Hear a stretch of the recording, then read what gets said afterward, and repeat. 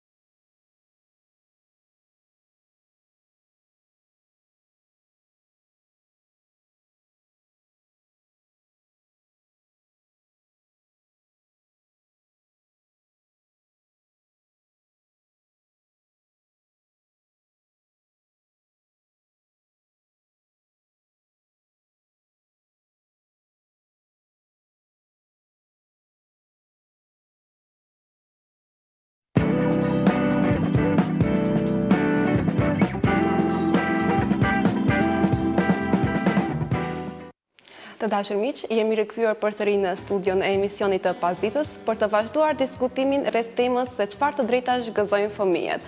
Fëmijët janë krijesat më të pafashme dhe më të çiltërta që në botë. Por përveç dashurisë dhe përkëdhelisë sa herë që përmenden fëmijët, në fakt nëse mendohet dhe analizohet më thellë, ato përballen me probleme shumë serioze, qofshin shoqërore, qofshin personale dhe të tjera. Prandaj kjo është tema që unë kam zgjedhur ta trajtoj sot me dy të ftuar shumë të veçantë. Këtu në studio kam Flaka Pollozhanin, doktorante në fushën e marrëdhënieve ndërkombëtare dhe të drejtat e njeriut, si dhe studiuese vizitore në Institutin për të drejtat e njeriut në Universitetin Amerikan në Washington DC. Flaka, faleminderit që pranove ftesën time. Faleminderit për ftesën. Dhe nga ana tjetër kam Dragi Zmijanić, themelues i organizatës më të vjetër qytetare për mbrojtjen e të drejtave të fëmijëve, ambasadës së parë të fëmijëve në botë me Gjashi. Kjo qendër apo kjo organizatë së shpejti i mbush 28 vjet ekzistencë. Драги, добро дојде и мило ми е да те имам во мојата емисија. И мене благодарам што ме поканивте, фалеминдерит. И лутем. Atëherë vazhdojmë një herë diskutimin pa humbur kohë. Flaka, ti ke studiuar për të drejtat e njeriut, por në realitet kush i përcakton të drejtat dhe çfarë të drejtash kanë njerëzit dhe me theks të veçantë çfarë të drejtash gëzojnë fëmijët? Po, e vërtet. Në fakt përcaktimi im për të marrë në këtë fushë dhe për të studiuar më tepër në lidhje me të drejtat e njeriut ka ardhur mjaft natyrshëm, edhe pse më pas është kthyer në një sfidë. Pikërisht për atë se kush i garanton këto të drejta dhe kush e mundson zbatimin e tyre në praktik. si një studente e drejtësisë ku për të drejtat e njeriut dëgjohen në atë kohë, domethënë dëgjoj vetëm në kuadër të lëndës së drejta kushtetuese, ato ngelen një term abstrakt për mua, edhe nuk është se domethënë bëheshin shumë përpjekje akademike ose qoftë edhe nga ambienti ose mjedisi shoqëror që na rrethon, që ne të dimë më shumë se kush janë këto të drejta, se si mund t'i mbrojmë ato dhe sa ndikon në jetën tonë zbatimi ose shkelja e tyre. Megjithatë, gjatë qëndrimit tim, domethënë ky përcaktim u vulos gjatë qëndrimit tim në një nga qytetet evropiane për të drejtat e njeriut, pikërisht në Graz të Austrisë, ku unë pata rastin të studioj dhe ku flitej shumë për të drejtat e njeriut. Domethënë flitej për gjitha ato mekanizma të cilat i garantojnë këto të drejta, për institucionet e shumta ndërkombëtare, të cilat kujdesen që njerëzve t'ju respektohen këto të drejta. Kush janë të drejtat e njeriut, ose çfarë janë? Janë bërë shumë përpjekje për t'i definuar të njëjtat. Megjithatë, unë mendoj se nga definimet më të sakta do t'jenë ato të cilat i konsiderojnë këto të drejta si kusht ose një gjendje e cila njeriut, qenies njerëzore, ja mundson që të bëjë maksimumin, të jap maksimumin e tij në shoqëri. Një kusht pa të cilin ne nuk mundemi të arrijmë përmbushjen tonë personale dhe rolin apo detyrat tona në shoqëri. Ato janë pjesë e jona, ato nuk janë privilegj, ato janë të drejtat janë diçka që neve na takojnë me lindje, janë të patjetërsueshme, të pandashme dhe janë universale. Pse janë universale? Sepse na takojnë të gjithëve. Këtu unë mund të numëroj për shembull të drejtat të cilat janë numëruar fillimisht në Deklaratën Universale për të drejtat e njeriut, që është dokumenti i parë i cili në mënyrë më serioze, domethënë pas luftës së dytë botërore, e pa nevojën për një, të themi, vendosjen e një kornize për të drejtat dhe lirit themelore të njeriut, si e drejta në jetë, liria e shprehjes, liria e mendimit, e drejta e përcaktimit ose të besimit, liria e lëvizjes, e drejta e punës, e drejta e zgjidhjes, e kështu me radhë. Le të themi, domethënë se edhe të drejtat e fëmijëve nuk është se janë të ndryshme nga të drejtat e njeriut, faktikisht të drejtat e fëmijëve janë të drejtat e njeriut. Ajo që i bën më të veçanta është se shtetet kanë parë të arsyeshme që për kategori të veçanta të shoqërisë të parashohin një dokument ose më shumë dokumente ose mënyra se si mund të mbrojmë këto kategori të cilat janë më të themi më të ndjeshme dhe më të pambrojtura të shoqërisë. Dhe këtu bëjnë pjesë edhe fëmijët. Të drejtat e fëmijëve, siç thash, edhe fëmijëve u takojnë të gjitha ato të drejtat të cilat i përmenda. Megjithatë, në vitin 1989 është u paraqit nevoja për vendosjen po ashtu të një kornize ligjore për mbrojtjen e të njëjtave. Fëmijët kanë të drejtë në arsim, kanë të drejtë në ushqim, në streh mbi kokë, kanë të drejtë në një mjedis të shëndetshëm dhe ambient të pastër, domethënë dhe janë edhe disa të drejtat të cilat ndoshta mund të ndalemi edhe gjatë bashkëbisedimit. Dhe se të kemi mundësinë më vonë t'i përmendim dhe ato një nga një. Atëherë, ajo që kuptova unë është se të gjithë, qofshin fëmijë, qofshin njerëz, gëzojmë të drejta universale, por që realisht këto të drejta cënohen. Po vazhdoj me Dragin atëherës. Dragi, ju dhe bashkëshortja juaj jeni themeluesit e organizatës më të vjetër qytetare për mbrojtjen e të drejtave të fëmijëve. Domethënë e keni themeluar këtë organizatë thuajse para 28 viteve.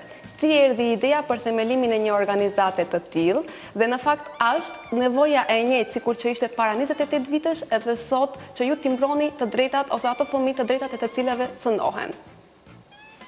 Много добро прашање, значи дали има потреба да постоиме 28 години? Може да кажеме така. Па веројатно што постоиме има потреба, иако како што кажа мојата соговорничка, се е регулирано согласно конвенциите, законите и декларациите дека детето има права и тие треба да се почитуваат, но имаме проблем со спроведување и заштита на нивните права од страна на тие кои најмногу треба да ги применуваат, а тоа се државните институции. Ние настанавме како резултат на деца погодени од војна во поранешна Југославија, Босна и Херцеговина, стигна драматичен апел за да се помогне на децата погодени од војна и од Хрватска и од Босна и Херцеговина. И тогаш не размислувавме дека ќе се формираме како граѓанска организација, тоа беше 12 април 1992. Отидовме во македонската телевизија, Гордана беше таа што даде апел. Јас бев тој дома што чекав повици од солидарните граѓани кои сакаат да згрижат деца погодени од војни. Мојата сопруга, ние сме двајцата основачи од самиот почеток. Ни се приклучија многу хуманисти тоа време, и Коле Ангеловски, Драган Мјалковски, Есна Реджепова, и Миралем Зупчевич и други луѓе кои ни помагаа за да можеме да ги згрижиме децата погодени од војната. Во Македонија имаше околу 60.000 во еден период. Потоа има организиравме дестинации во други земји, така преку нив всушност ја ширевме идејата за првата детска амбасада во светот Мегеше, која успеа во тоа време на воено лудило да помогне на илјадници деца и да ги спаси. Организиравме воздушен мост Сараево-Скопје, ги мобилизиравме државните институции да ги отворат своите капацитети за да ги згрижат децата погодени од војна, а кога видовме во еден момент дека не ќе можеме да се справиме подолгорочно, ја мобилизиравме меѓународната заедница да тие ги примат во нивните држави. Веднаш после тоа се формира СОС телефонот. Свативме дека треба да работиме и за децата во мирновременски услови. Децата се соочуваа уште тогаш со многу проблеми.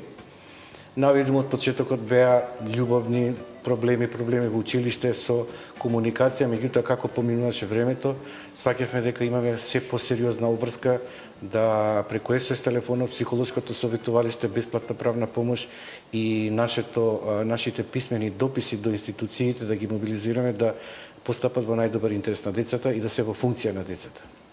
Тоа е всушност почетокот. Ние одговоривме и на војната криза во Косово. Се сеќам со нашите волонтери, ги посетувавме и работевме со децата погодени од војната од Косово во Бојар, Чегране, Непроштено, Стенковец 1, Стенковец 2. И многу волонтери денеска сме во контакт со нив кои ни помогнаа. Потоа се случи конфликтот 2001. Згриживме 4 семејства од Рачинови. Ние бевме единствена граѓанска организација во која прими 4 семејства од ова наше сосед, од таа општина. За време на мигрантската криза, исто така со хуманитарната организација Легис, помагавме на мигрантите, дури заедно со нив и организиравме Македонија со љубов за Алепо и обезбедивме хуманитарна помош. Отидовме во Риханли, во малото градче на самата граница со Алепо, односно со Сирија, и таму таа помош од околу 10.000 евра им купивме облека, обувки, се што сака во градот Риханли. На тој начин можам да кажам дека всушност детската амбасада главно одговори на сите воени кризи во поранешна Југославија и Балканот, и всушност е опомена да возрастните внимаваат кога говорат со нивниот јазик, какви пораки праќаат. Значи треба да внимаваат околу тоа дека насилството се повеќе е присутно меѓу учениците и на улица. Зборуваме за вербално насилство, физичко насилство, зборуваме за економско насилство во последно време и за сајбер насилство. Мора да одговориме на ова заедно со институциите и ќе проговориме понатаму во текот на емисијата и за одредени форми кои се актуелни. Да. Kisha edhe një pyetje për ty, Dragi. Cilat janë rastet konkrete që qendra juaj përballet aktualisht, pra në ditët të paqes, cilat janë cënimet e të drejtave të fëmijëve aktuale apo le të quajmë moderne në shoqërinë tonë? Ktu flasim në Република на Македонија се Велјут. Да, имаме проблем со неевидентирани деца во извод на матична книга на родени. Мојата соговорничка знае дека не може ни едно право да се почитува ако детето не постои во извод од матична книга на родените. Тоа е всушност невидливо за државата, би рекол фантом, и со тоа дете може да биде грабнато, киднапирано, изведено преку граница и никој да не знае каде се наоѓа. Според официјалните бројки на Министерство за труд и социјална политика, пред неколку години излегува со податок дека се околу 330 деца. Ние сметаме дека бројката е 1:5 најмалку, затоа што тука има потешкоти и околу обезбедување на евиденција. Потоа имаме проблем со вклучување на децата во образованието, иако основното образование е задолжително и средното исто така. ние ги испуштаме првите 6 години на децата поради социоекономска обесправеност и дискриминација. Имено многу деца не можат да одат во градинка, да стекнат одредени животни вештини, бидејќи градинката не е само згрижување, туку и воспитание и образование, нема доволно капацитети и тие деца можете да ги видите на улица, дали питачат, дали работат или едноставно се принудени на тешка физичка работа. Иако Македонија под наше силно застапување и лобирање 2000 година и ратификуваше меѓународната конвенција за најлошите форми на злоупотреба на детскиот труд 182, многу малку обрна внимание на оваа меѓународна конвенција. Конвенцијата за правата на детето е, би рекол, меѓународен инструмент кој е дури поважен и од самите закони кои се поврзани со заштита на децата.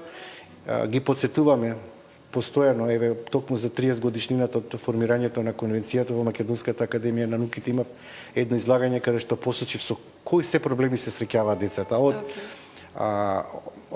Одземено право да остварува контакт со родителите, значи родителско отуѓување или отуѓување на детето од родителот, поради законски потешкоти во Законот за семејство за невозможност да оствари подеднакво родителство со двата родители после развод, и административно-бирократски потешкоти околу главен родител и спореден родител. Потоа, иако до Комитетот за правата на детето редовно доставуваме извештај за состојбата со правата на детето преку Македонската коалиција за правата на детето, како алтернативен извештај или извештај во сенка, од таму стигаат препораки дека детето треба да си ги знае биолошките родители, а Законот за семејство член 123а ја гарантира анонимноста и тајноста на родителот кој се откажа од детето и на тој начин му штети на детето да воспостави било каква комуникација со целото пошироко семејство, со полубраќа и полусестри, со опасност да евентуално стапи во инцест врска со некој од своите најблиски роднини. И сметаме дека ова не е коректно. Спомена мојата соговорничка правото на живот, загадувањето на животната средина и воздухот се алармантни и нас не мобилизираат и загрижуваат многу овие податоци дека секое второ дете боледува од респираторни проблеми, дека Скопје, Гостивар, Тичево, Битола и други градови се на високи, на топ 10 меѓу најзагадените градови во светот и дека нема позитивна регулатива која ќе ги санкционира најголемите загадувачи. Дозволените PM2,5 и PM10 кои директно ги атакуваат дишните патишта на децата се со висока канцерогена доза и на овој начин го загрозуваат и со Уставот за гарантирано право на живот и здрава животна средина. Има многу предизвици со кои се соочуваме, но како ќе тече емисијата, јас така ќе ви ги реферирам од аспект на тоа што е проблем, кој сме го детектирале, како планираме да се реши и со кого планираме да го do të kemi mundësinë gjatë emisionit.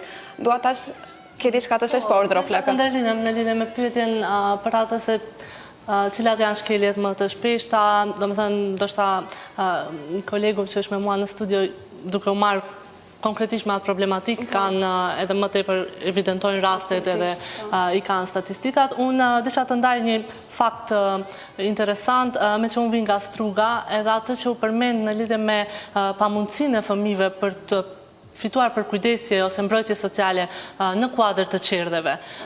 Për shembull, konkretisht në qytetin e Strugës, qerdhet kanë kapacitet që të strehojnë vetëm 8% të numrit të përgjithshëm të fëmijëve, të cilët banojnë natë. Mos flasim për problemet me të cilat ballafaqohen në vendbanimet rurale, ku popullsia është mjaft e koncentruar dhe këtë të drejtë faktikisht fëmijët janë të privuar nga kjo e drejtë që nga mosha parashkollore, domethënë. Pastaj problematikat në arsim që i dim të gjithë, kushte të pamjaftueshme, domethënë në shkolla, kushte materiale, po edhe kushte profesionale, e ke fjalën që nuk janë në nivelin e duhur. Po, Кога говориме за квалитетно образование, не може да очекуваме квалитетно образование со паралелки од над 30 деца или пак градинки каде што офатеноста во Македонија е околу 25%. Каде што има долга листа на чекање на родители кои не може да ги вклучат децата во образование. Каде што и таа сума која треба да ја платат, има многу родители од ранливи категории кои не можат реално да ја платат и од неотварање на нови градинки кои ќе ќе помогнат на време децата да се вклучат во воспитно-образовниот процес. Така да вашата интервенција за Струга важи за многу други градови, посебно за руралните средини, се согласувам. Така е. Jam e vetëdijshme, domethënë vetëm këtë thash si statistik.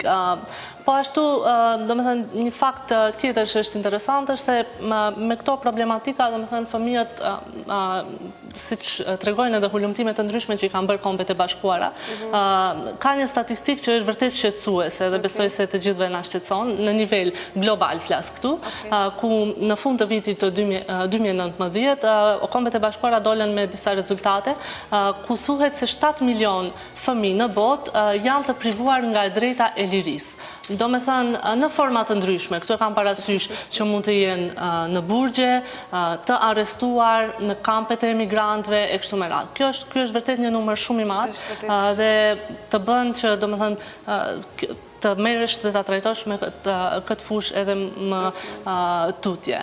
Është vërtet shqipër alarmante, po gjithsesi kur e mendojmë edhe për vendin tonë, që jemi një vend kaq i vogël dhe mundemi shumë mirë të organizohemi fëmijët përballë me të drejta themelore. Драги, дете што diçka? Да. Значи има форма на деца робови, но и деца чии труд се злоупотребува. Во Македонија, посебно во мај и во септември, имаме деца кои намерно не одат во училиште и се занимава со сезонска работа и нивните родители едноставно ги принудуваат да работат на ниви, да собираат плодови. Просветните инспектори се немокни, трудовите инспектори се немокни, судиите исто така кога треба да ги санкционираат родителите, затоа што тие родители едноставно не им овозможуваат барем едно работно место. Мене многу често ме прашувале како планирате да го решите проблемот со децата на улица. Многу едноставно. Од сите ранливи категории на социјално обесправени семејства, барем еден вработете во одредена институција и следете го неговото квалитетно стварено родителско право и бидете да се вработат и да се обезбеди кров над главата, веруете дека тие деца нема да питачат или едноставно. Сменете го местото на живење на тоа семејство кое така заработувало и на тој начин обезбедувало екзистенција во некои други околности, во некои други услови, да видите дали тие деца ќе бидат и понатаму питачи. Така да одговорноста на општеството кога имаме родители кои не се мокни или не знаат или не можат правилно да ги воспитуваат, економски да им обезбедуваат услови, државата е таа која мора да биде втората која ќе обезбеди квалитетно и образование и живење на детето. Kur jemi tek shfrytëzimi i fëmijëve, le të themi, në fakt doja t'ju pyes çfarë mendoni për vetdijen shoqërore për lidhur me këto probleme. Domethënë ka raste kur prindit nuk janë të ndërgjegjshëm dhe i shtrin fëmijët të punojnë diçka që nuk është ligjore dhe i shfrytëzojnë. Por në këto raste, si duhet të reagojë shoqëria? Ta zëm unë si qytetare ose dikush tjetër. Si duhet të reagojë me këto raste? A mundemi t'i paraqisim dikun? A mundemi të ngrimë në një kauz? Si duhet të merremi me këto raste? Domethënë, ajo që është padyshim e saktë se një fëmijë i edukuar dhe i kulturuar shëndetshëm është një shtyllë e fortë dhe e fuqishme për një të ardhme më të mirë. Dhe përveç asaj që të zëm prindërit, unë nuk jam prind, po flas përgjithsisht për shoqërinë, përveç asaj që duhet të fokusohemi në edukimin e fëmijëve tanë, mendoj që duhet jemi të vetëdijshëm edhe për problemet shoqërore dhe për problemet që i hasin fëmijët në shoqërinë tonë. Deri ku është vetëdia shoqërore në vendin tonë lidhur me këtë drejtë? Pastaj do dalim te institucionet, po ndalim një tek shoqëria. Po fillon flaka, më fal. E di që merresh me promovimin e të drejtave të fëmijëve dhe di që ke pasur eksperjenca ndërkombëtare e lidhur në gjatë edukimit tënd. Të lutem më bëj një krahasim rreth asaj që ti e ke përballur, mendoj, kur ka qenë në vende të ndryshme të Evropës po dhe botës dhe realitetin këtu në Maqedoni.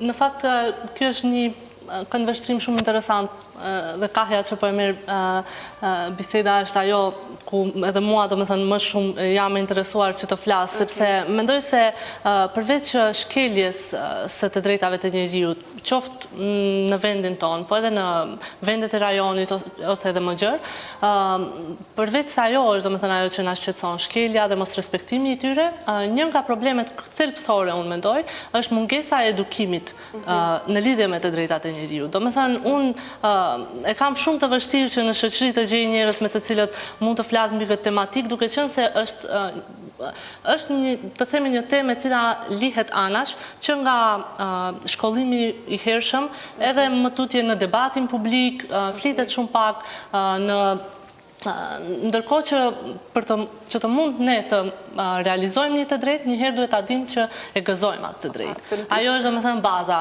prej ku fillon gjithçka. Domethënë jo rastisht të përmende edhe atë që domethënë e kam nda unë edhe para emisionit që biseduam se përvoja ime edhe në Universitetin Amerikan në Washington DC më ka dhënë një shtys për të sjellë një përvojë prej atje këtu. Duke qenë se atje në kuadër të universiteteve, fakultetit juridik, domethënë studentët ose të rinjt përgatiteshin posaçërisht domethënë në mënyrë shumë profesionale në lidhje me mbrojtjen e të drejtave të njeriut, cilat janë instrumentet, jo vetëm instrumentet juridike, po se si mund të lobojnë për këto të drejta, se si për shembull dallimi është se ka shumë ditë ndërkombëtare të cilat OKB-ja ose organizata tjera ndërkombëtare i kanë caktuar për të shënuar këto të drejta. Siç ka edhe për të drejtat e fëmijëve, që është data 4 nëntor. Dallimi është se këtu zakonisht këto ditë shënohen në tryeza më të mbyllura, në ambiente me personat që merren me atë çështje dhe shumë pak informohet publiku. Po, domethënë nëse dikujt i flet sot për të drejtat e njeriut, ende konsiderohet si një term abstrakt dhe një botë utopike të themi, si diçka që nuk mund të arrihet. Dhe kjo është e vërtetë deri diku sepse të studiosh ose të merresh me këtë fushë kërkohen edhe një farë optimizmi. Optimizëm sepse për shembull siç përmenda ato shifrat 7 milion fëmijë të cilët janë të privuar nga liria, është një shifër alarmante dhe shumica ndoshta do të kishin hequr dorë nga mbrojtja e këtyre të drejtave ose do thonin se këto instrumente ose institucione ndërkombëtare të cilat janë themeluar për mbrojtjen e tyre nuk e bëjnë rolin e tyre dhe do të kishin, domethënë, do të ishin dorëzuar. Megjithatë, unë mendoj se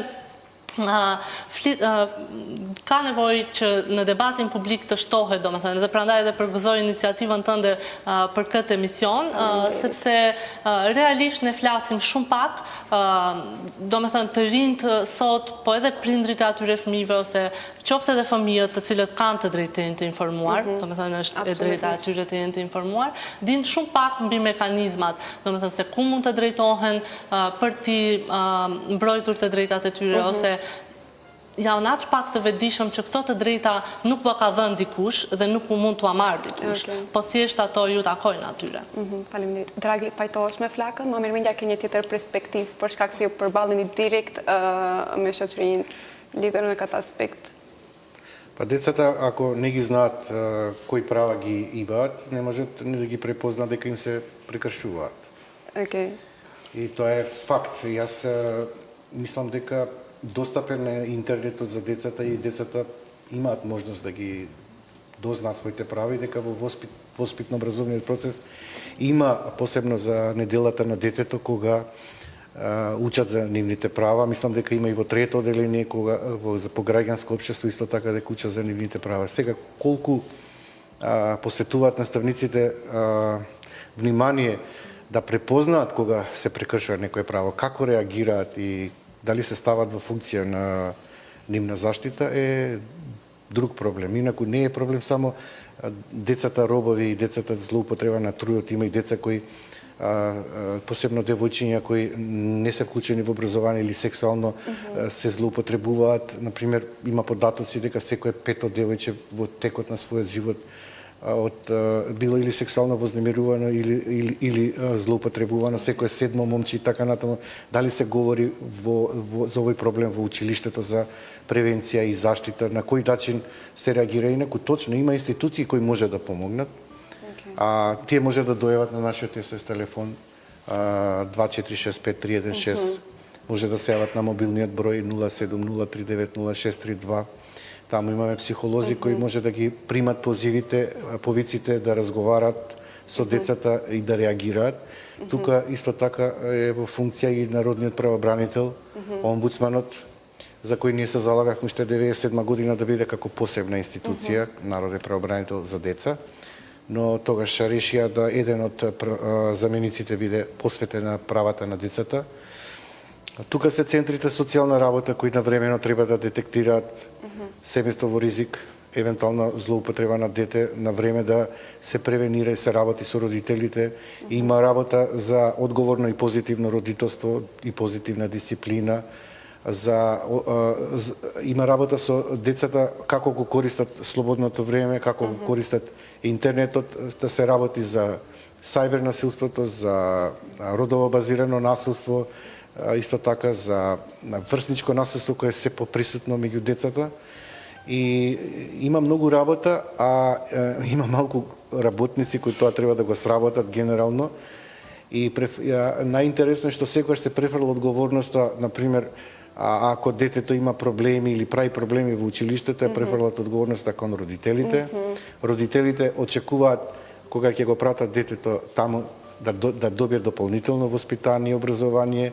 Не сите родители имаат доволно време и знаење и умење да ги насочат и да ги воспитуваат на соодветно ниво. Децата се многу често препуштени сами на себе, го користат, ја користат улицата и интернетот како можност да научат нешто плюс и многу често стануваат дури и жртва на предатори, за кои слушнавте неодамна дека во јавна соба биле злоупотребени фотографиите кои биле споделувани од страна на девојчињата кон своите другарчиња преку своите незаштитени профили или пак предаторите кои биле во мрежата Телеграм со лажни фотографии порнографски етикетирале девојчиња се со намера да ги жигосуваат, евентуално да ги уценуваат. И морам да кажам дека со сајбер насилството и родово базираното насилство мора сериозно да се работи, затоа што преку таа мрежа биле жигосувани само девојчиња, не биле машки. И ова е класичен пример дека треба да се воведе и сексуално образование во рана детска возраст, прикладно за децата. Децата имаат право на приватност, да им се заштитат нивните податоци и кога веќе се жртви, да се постапува соодветно со нив, за да не доживеат трајни последици и трауми. Institucionet. I përmendëm disa herë gjatë bisedës sonë, por realisht sa janë institucionet tona këtu në Maqedoninë e Veriut të gatshme dhe sa e bëjnë siç duhet punën e tyre të marrin aksion dhe t'i mbrojnë të drejtat dhe të vendosin drejtësi kur këto të drejtat cënohen. Rasti i fundit e përmendi Dragi, po ndoshta mundemi t'i kushtojmë pak më shumë vëmendje, ishte dhoma publike, që u bë një fenomen i gjerë dhe u diskutua shumë në media, po dhe në shoqëri. Si mendoni që ishte ndërhyrja e institucioneve në këtë rast? Dhe mendoni që ishte e duhura apo kishte nevojë për aktivitete më të detajshme? Dragi, pyetja është për ju. Ние се јавивме во петокот до Министерство за внатрешни работи, сектор за компјутерски криминал и дигитална форензика. И откако дознавме дека покренале постапка, тие мигрирале од јавна соба во група ХМ, повторно го пријавивме и таа платформа и денеска во 12 часот добивме повторно допис од Министерство за внатрешни работи дека ги следат сите платформи каде што се компрометираат девојчиња. Се со цел да се стави крај, да ги најдат администраторите, модераторите, нелегално поседување на фотографии, порнографски материјали е кривично дело и тој се санкционира од 5 до 8 години. Дали се дисеминира или поседува е подеднакво кривично дело и се санкционира. И мислам дека на интернетот треба сериозно да се свати, значи пожелно е, апелирам до родителите, не да биде тоа некоја класична контрола, но да бидат соодветно едуцирани како да ги заштитат и како да ги воспитат и да им дадат правилни насоки децата, кои содржини да ги посетуваат, како да се самозаштитат. Тоа е една благородна и неопходна обврска на секој родител, а исто така мислам дека Бирото за развој на образованието заедно со Министерството за образование и наука треба да има програма за дигитална писменост, затоа што децата повеќе се на смарт телефоните отколку на улица и можат многу лесно да станат жртва на педофилски мрежи и предатори доколку не знаат да се самозаштитат и да ги заштитат своите профили. Flaka, ke diçka të shtosh lidhur me këtë çështje? Po, domethënë mendimi im është se ky është vetëm një nga ato rastet ku shoqëria zgjohet në lidhje me atë se çfarë ndodh me fëmijët dhe qoftë me të drejtat e tyre. Domethënë është pa diskutim që është një rast tronditës dhe prandaj edhe kishte një reagim gjithëpërfshirës nga publiku i gjerë. Megjithatë, mendoj se reagimi institucioneve, që ishte edhe pyetja juaj, do me thënë nuk do të kësha gjykuar për këtë rast, sepse është shumë aktuale, është i para disa ditëve dhe do të shohim, nuk e di me ende epilogun e tij. Unë shpresoj që sa më shpejt të zgjidhet dhe të dalim, do me thënë, të gjithë, qoftë edhe institucionet, po qytetarët, shoqëria civile me rekomandime se si mund t'i parandalojmë këto raste të ndodhin në të ardhmen, pa diskutim që këto problematika, do me thënë, që vinë nga, do me thënë, interneti edhe nga zhvillimi i teknologjisë, janë të përhapura në gjithë botën dhe bëhen përpjekje se si, do me thënë, mund të krijojnë ligje dhe mekanizma për të mbrojtur nga të njëjta, sepse zhvillimi i teknologjisë është aq i shpejtë sa që ka ndikuar shumë edhe në të drejtat e njerëzit në përgjithësi, do thoja. Do doja gjithashtu të ndaj një nga iniciativat në lidhje me edukimin, po që po ashtu lidhet me institucionet që kujdesen për të drejtat e njerëzit këtu në Maqedoninë e Veriut. Pak në periudhën që kaloi, domethënë disa muaj më herët, fillova një iniciativë ku kisha rastin që në Universitetin e Tetovës më lejua që të themeloj të ashtu quajturin Human Rights Reading Group, që është një përvojë që unë solla nga Amerika dhe e pash të nevojshme për ta, domethënë, sjell dhe për ta implementuar këtu me studentët e fakultetit juridik. Gjatë këtij grupi leximor, të themi, për të drejtat e njerëzit, ku ne takoheshim në mënyrë të rregullt me një grup studentësh, zhvilloheshin diskutime të ndryshme në lidhje me anën praktike, aspektet praktike të shkeljeve dhe nevojës për mbrojtje të drejtave të njerëzit dhe ishte, do me thënë, mund të them se ishte ballafaqimi i parë i këtyre studentëve me raste nga Gjykata Evropiane për të drejtat e njerëzit dhe aspektet praktike, po edhe kontakti i parë me institucione si Avokati i Popullit në Maqedoni dhe në Kosovë, ku ato kishin mundësi, do me thënë, të informohen drejt për së drejti në lidhje me kompetencat, mënyrën se si mund të parashtrojnë, do me thënë, iniciativa dhe kërkesa deri te këto institucione dhe me mekanizma të tjerë. Kur është fjala për të drejtat e fëmijëve, një nga temat që trajtuam, domethënë, ishte ajo e dhunës, që është një term ose një fenomen më i gjerë, po mendoj që është mjaft shqetësuese, sepse jetojmë në një shoqëri ku kemi si mentalitet, domethënë, dhunën e shohim si mjet edukimi ende fatkeqësisht, dhe mendoj se kjo po ashtu është, domethënë, një temë ose një temë që duhet të trajtohet. Thash edhe një herë, do me thënë, sa i përket rastit në fjalë, është vetëm një shembull nga të shumtët, ku për shembull unë do ta përmbyll këtu mendimin tim me një rast tjetër pak më pozitiv, do me thënë, ku shkelja e të drejtave të një fëmije me aftësi të kufizuar në Maqedoninë e Veriut, disa ditë më parë, do me thënë, vendi u dënua nga Gjykata Evropiane e Strasburgut për shkak të shkeljes. Dhe kjo, do me thënë, sa është rast negativ, është edhe një shembull pozitiv se si këto raste mund të zgjidhen në qoftë se institucionet përkushtohen më tepër dhe punojnë më shumë në këtë drejtim. Faleminderit, Flaka. Dragi, nëse ketë diçka të shtosh, por të lutem shkurt, sepse jemi në minutat e fundit të emisionit, edhe pse biseda sa vjen më interesant po bëhet. Сакам да додадам дека покрај институциите и родителите граѓанскиот сектор, клучна улога има и медиумите по правење на едукативни документарни програми кои ќе ги децата образуваат, ќе дадат можност.